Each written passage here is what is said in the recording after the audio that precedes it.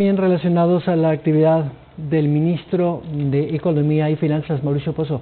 Muy buenos días, señor ministro. Gracias por acompañarnos a esta hora. Muchas gracias, a la orden. Ministro, usted ya se ha comentado varias veces, pero me gustaría que pueda explicar de manera un poco más detallada los encuentros que mantuvo usted con los principales ejecutivos de los organismos internacionales en Washington la semana pasada.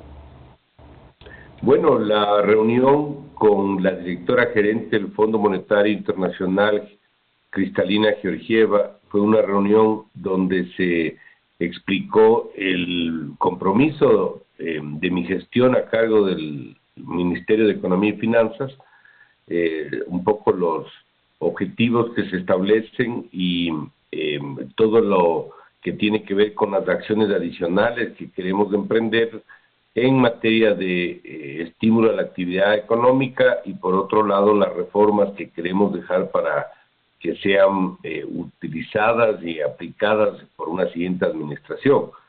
Fue una recepción muy buena la que se tuvo, una apertura, flexibilidad, hubo una muy buena química, como se dice, entre la directora gerente y mi persona, y eso creo que sin duda va a ayudar para que el programa tenga el respaldo y el soporte que ha tenido a la fecha.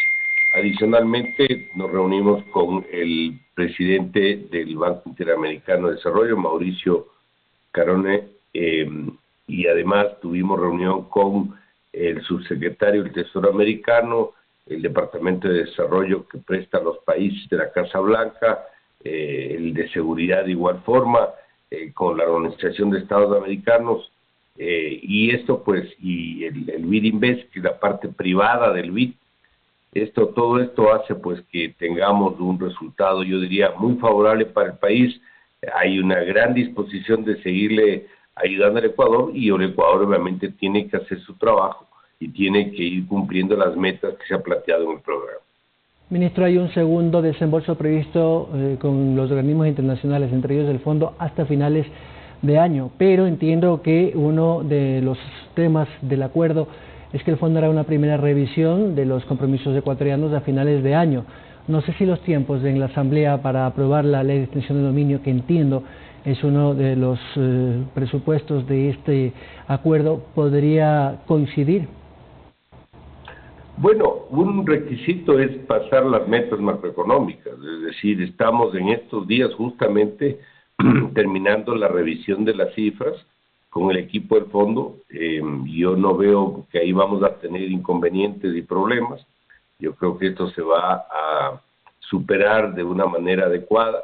Y el requisito cualitativo que usted menciona, que es la aprobación de la ley anticorrupción, está caminando de manera paralela a la ley de extinción de dominio. Es decir, de acuerdo a lo que nosotros hemos acordado, conversado con la gente de la Asamblea Nacional, con el presidente de la Asamblea, con el presidente de la Comisión, es que esto tiene que estar para esa fecha también aprobado. Esto, como usted bien menciona, es un requisito que tiene que cumplirse para el segundo desembolso antes que se vaya el personal del directorio del fondo de vacaciones, porque ellos también salen alrededor de la segunda quincena de diciembre. Esto tiene que estar listo para esa fecha.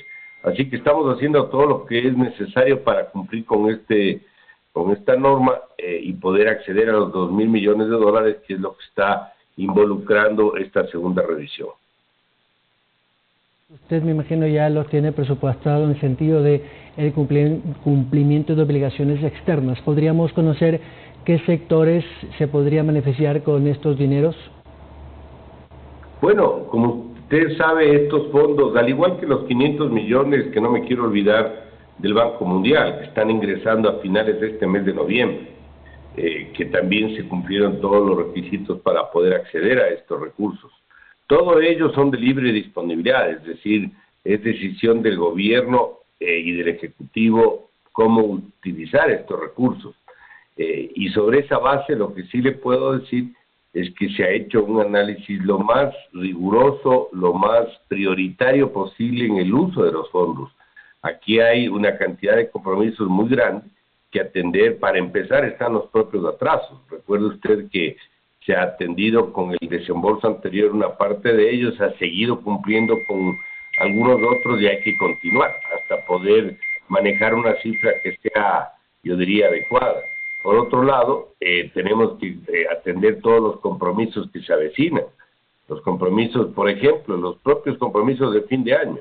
Recuerde que hay un pago el doble de la nómina el mes de diciembre por el pago del 13º. Es decir, las obligaciones de transferencias de gobiernos seccionales, los pagos atendientes a proyectos, el sector de la salud que tiene emergencia, al igual que el sector de la educación. Es decir, la lista es muy larga. Lo que estamos haciendo es poco a poco, gradualmente, en la medida que entra la plata y el presupuesto sigue generando sus propios ingresos, atendiendo todos los compromisos. Pero entiendo que la prioridad podría ser, y si usted así me lo ratifica, el sector salud. Y le hago esta precisión porque hay un compromiso todavía definir entre el Ministerio de Salud, el Ministerio de Trabajo, y entiendo con también el aval del Ministerio de Economía para justificar los fondos de los médicos posgradistas que tienen que tener una proforma o un presupuesto previamente asignado para hacer esa contratación. ¿Está en ese grupo de los posgradistas ese primer dinero que vendrá, entiendo, para el sector salud? Sí, bueno, eso ya lo comenté yo hace semanas atrás, de que efectivamente el sector salud es prioritario y dentro de eso está la atención a aquellos que han participado en esto del COVID. Recuerde también algo, el COVID no se ha acabado, o sea, no es que eso ya se cumplió y no hay nada que hacer, seguimos en el problema, seguimos en la pandemia y se sigue requiriendo el concurso de muchos médicos y especialistas en estos temas. Entonces, esto es una responsabilidad permanente y hay que seguir actuando en esa dirección. El sector salud tiene una prioridad a uno. Es más, recuerde usted que la adelanto del impuesto de renta también fue en esa misma dirección. Así que estamos trabajando en eso. Obviamente, esto quisiéramos que sea mucho más expedito, pero los recursos económicos van llegando poco a poco y en esa medida tenemos que ir cumpliendo con todo lo que hay que pagar. Lo que significa, señor ministro, es que con los 2.000 millones que el fondo podría desembolsar a finales de año, más los 500 del Banco Mundial que usted dice, Ecuador ha recibido en menos de 6 meses 4.500 millones de dólares. Así es, se estaría recibiendo 4.500, aparte de 150 que no cité, que están atados al BID y que está también por recibirse, cumpliendo un reglamento que tenemos que aprobar y emitir en estos días sobre las alianzas público-privadas, pero adicional a la propia generación de ingresos del presupuesto, porque el presupuesto está, así como genera gastos, también genera ingresos.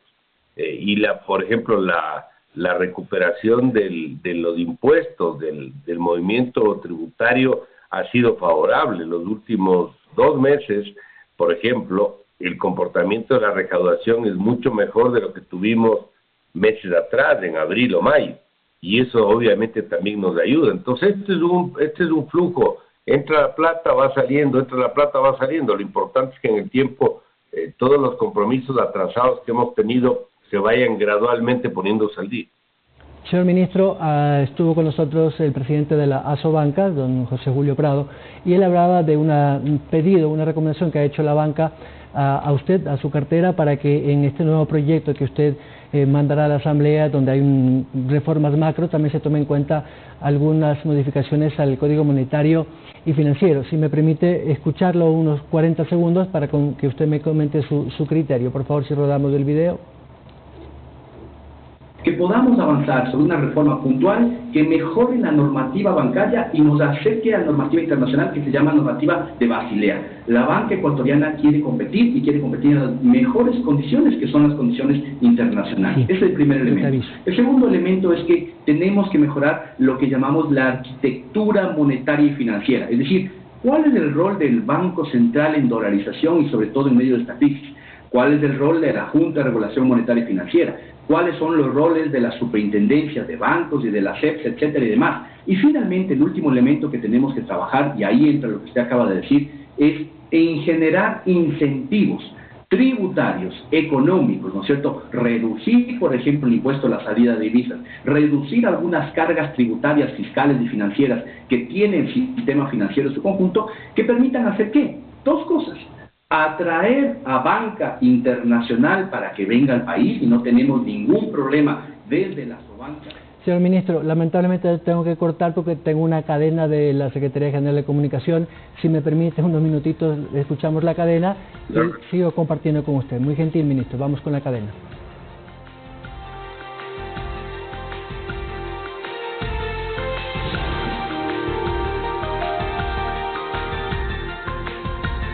Espacio dispuesto por la Secretaría General de Comunicación de la Presidencia.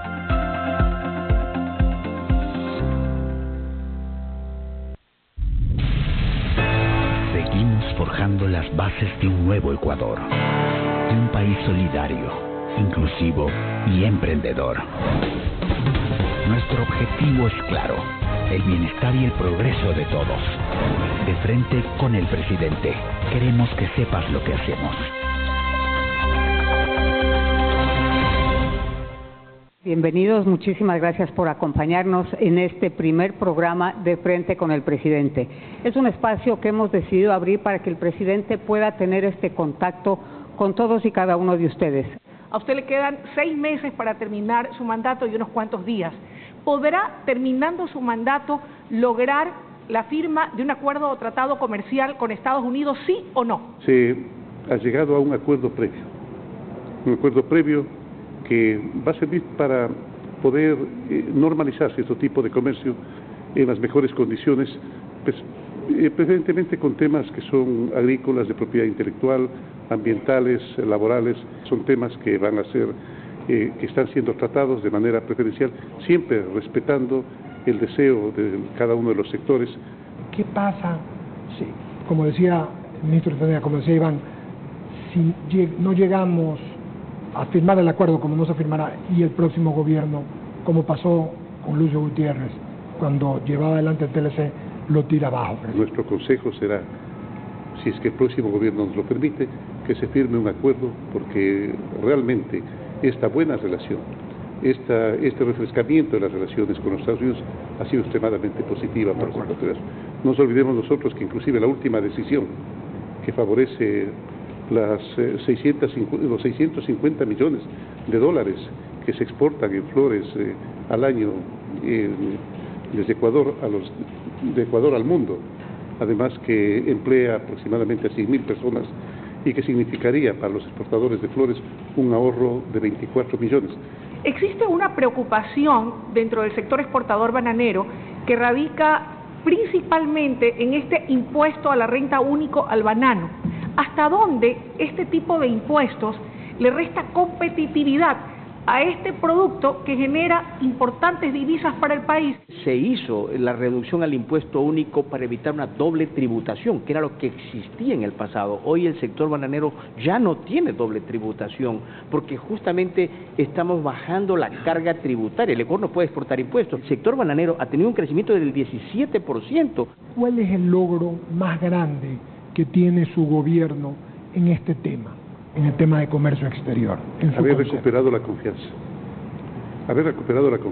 Ha costado, la verdad, mucho esfuerzo, mucho sacrificio, porque lo vuelvo a decir, creo que es importante recalcarlo, de que es difícil recuperar una confianza perdida, pero lo hemos logrado.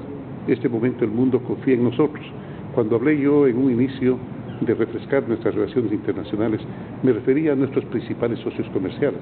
Con respecto a EFTA, se calcula que será de aproximadamente el 12% de crecimiento.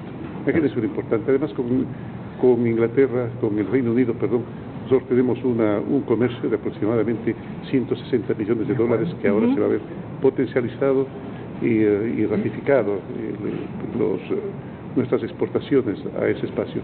Y en lo que corresponde a la Alianza del Pacífico, con Chile, aproximadamente desde 1914, tenemos 1.000 millones de dólares de exportación. ¿A qué punto considera usted que le ha faltado al gobierno del presidente Lenín Moreno combatir la corrupción? Porque nadie quiere, por ejemplo, llevar inversión a un país donde hay corrupción. Nunca antes, jamás en la vida, en la historia ecuatoriana, ha habido una lucha tan contra la corrupción tan denodada y tan certera y efectiva como lo ha habido en este gobierno.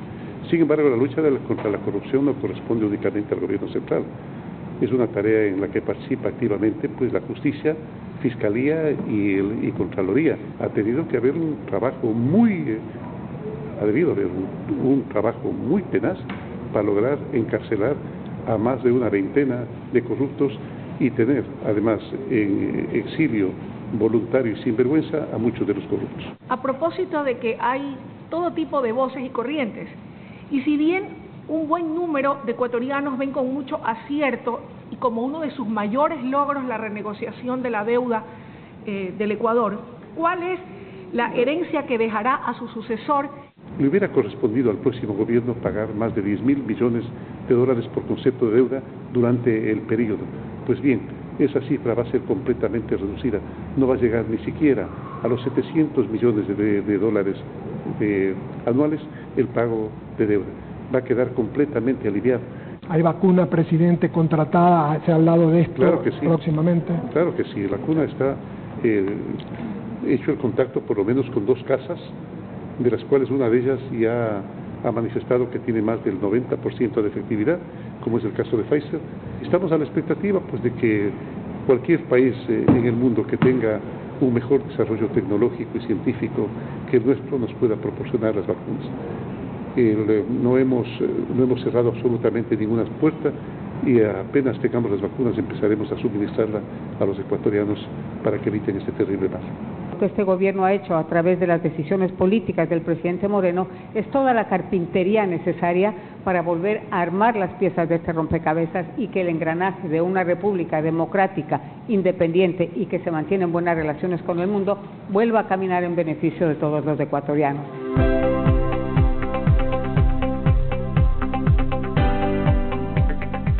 Autorización número 00905, CNE, Elecciones Generales 2021. Espacio dispuesto por la Secretaría General de Comunicación de la Presidencia.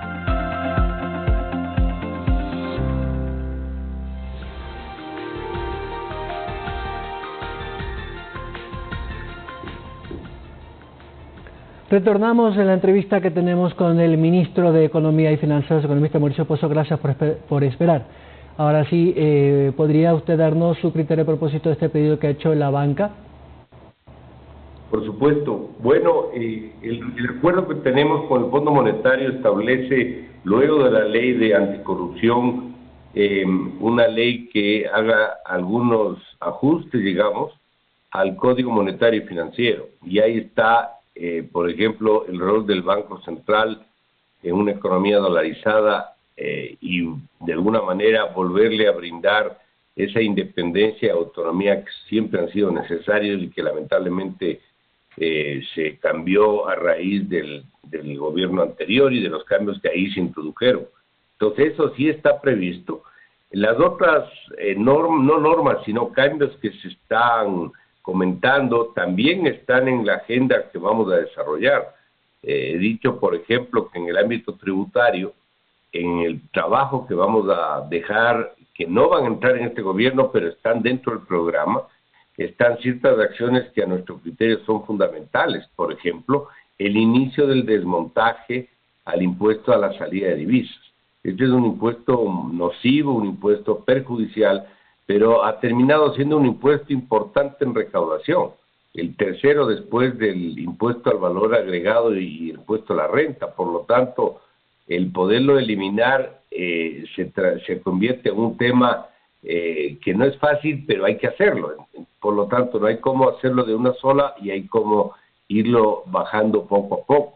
Asimismo, da la tranquilidad necesaria a los mercados con esta decisión y otras para atraer inversión, donde yo estoy absolutamente también de acuerdo en el tema de la banca internacional. La presencia es muy marginal y eso va a ayudar a abaratar costos, a meter presión para que ciertos valores se reduzcan para beneficio de la ciudadanía.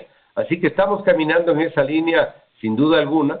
Obviamente no todo se va a cumplir en estos meses por obvias razones, pero vamos a tratar de llegar lo que más podamos. De lo que entiendo, señor ministro, de esta reforma integral que usted quiere plantear, ¿habrá la eliminación o cambio de algunas cargas impositivas? Bueno, el objetivo que estamos persiguiendo, en primer lugar, es un objetivo para simplificar, racionalizar, eliminar algunos impuestos y eventualmente revisar otros. Es decir, es una reforma que va a tratar de cubrir todo el espectro. Y adicionalmente, estamos en la línea de una revisión integral del tema arancelario. El tema arancelario legalmente no es un impuesto, pero es una tarifa, digamos, que depende mucho más del Ejecutivo, pero también es un costo de producción. Y hay algunos niveles que están por encima de los países vecinos que nos genera un problema de productividad y de competitividad. Entonces ahí también estamos trabajando, es decir, este tipo de acciones en varios ámbitos son los que nos van a permitir tener una recuperación económica más dinámica, que es lo que el país necesita. Lo que significa, señor ministro, es que si se eliminan algunos impuestos, se podría, del dinero que no va a entrar por esa recaudación, compensar con otros. Y me imagino que están haciendo análisis muy técnicos para saber en qué sector podría, que goza de buena salud, aportar para el próximo año. ¿Cree usted que efectivamente habría los votos necesarios en la Asamblea como para aportar en esta reforma? Bueno, todavía es un poco prematuro anticiparse para eso. Lo que sí es verdad es que un gobierno que inicia funciones, el que tome posesión en mayo próximo, va a tener una fuerza política que es bastante natural en un gobierno nuevo, un gobierno que recién se inicia. Habrá que ver la composición de la Asamblea, la relación entre ambos poderes, para anticipar una respuesta a lo que usted menciona. Pero lo de fondo es que esto no es un tema del gobierno, no es un tema del Ministerio de Economía. Esto es una necesidad del país. El país necesita una reforma laboral, el país necesita una reforma pensional, el país necesita una reforma tributaria. Entonces yo aspiraría que la sensatez, yo diría la responsabilidad prime por sobre cualquier tema político o electoral, y eso sea lo que se manifieste para poder apoyar reformas que van a ser hechas con el mayor rigor técnico, con especialistas de aquí y de afuera, de los multilaterales, que por cierto no nos van a costar un centavo al erario nacional, pero van a ser de beneficio para todo el país. Señor Ministro de Economía y Finanzas, Mauricio Pozo, gracias, estoy contra el tiempo, muy gentil por su atención hasta ahora. Muchas gracias y siempre a la orden. Muchas gracias al señor